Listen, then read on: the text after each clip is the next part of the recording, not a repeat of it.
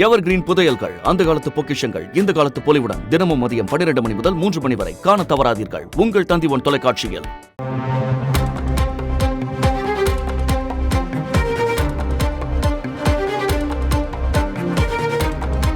சென்னையில் அரசு பள்ளிகளில் ஆன்மீக சொற்பொழிவு நடத்திய நிகழ்ச்சி எதிரொலியாக தற்போது அரசு அனுமதி இல்லாமல் இனி எந்த நிகழ்ச்சிகளும் பள்ளிகளில் நடைபெறக்கூடாது என்றும், மீறினால் கடுமையான நடவடிக்கை எடுக்கப்படும் என்றும் பள்ளி கல்வித்துறை செயலாளர் அறிவிப்பு ஒன்றை வெளியிட்டிருக்கிறார். கூடுதல் விவரங்களோடு இணைகிறார் செய்தியாளர் சங்கரன். வணக்கம் சங்கரன்.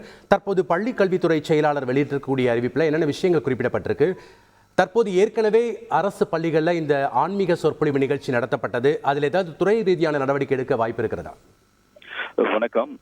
அரசு பள்ளிகள்ல சென்னையில் இருக்கக்கூடிய அசோக் நகர் அரசு பெண்கள் மேல்நிலைப் பள்ளி, அதே போன்று சைதாப்பேட்டையில் உள்ள அரசு பள்ளி ஆகிய 2 பள்ளிகளிலும் கடந்த வாரத்துல ஆன்மீக சொற்பொழிவாளர் மகாவிஷ்ணு என்பவர் ஒரு ஆன்மீக சொற்பொழிவு நிகழ்ச்சியை நடத்தியிருக்கிறார். இது தற்போது மிக பெரும் விமர்சனத்தை எழுப்பியிருக்கிறது. மாணவிகள் மத்தியில் ஆன்மீக சொற்பொழிவு என்ற பெயரில் மறுபிறவி குறித்தும் பல்வேறு கருத்துக்களை பேசி மாணவர்களை அழ வைத்திருக்கக்கூடிய சம்பவங்களும் நடந்திருக்கின்றன. இந்த விவகாரம் தொடர்பாக தற்போது உயர்மட்ட அளவிலான விசாரணை துவங்கி இருக்கிறது.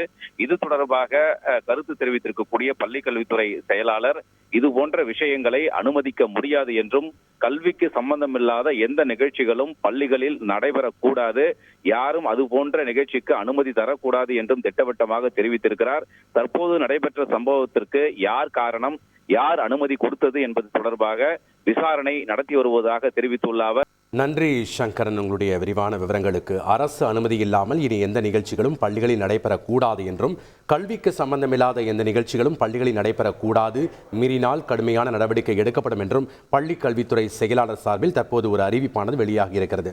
முக்கிய செய்தியின் விவரங்களை. எவர் கிரீன் புதையல்கள், அந்த காலத்து பொக்கிஷங்கள், இந்த காலத்து பொலிவுடன் தினமும் மதியம் 12 மணி முதல் 3 மணி வரை காண தவறாதீர்கள். உங்கள் தந்திவன் தொலைக்காட்சியில்.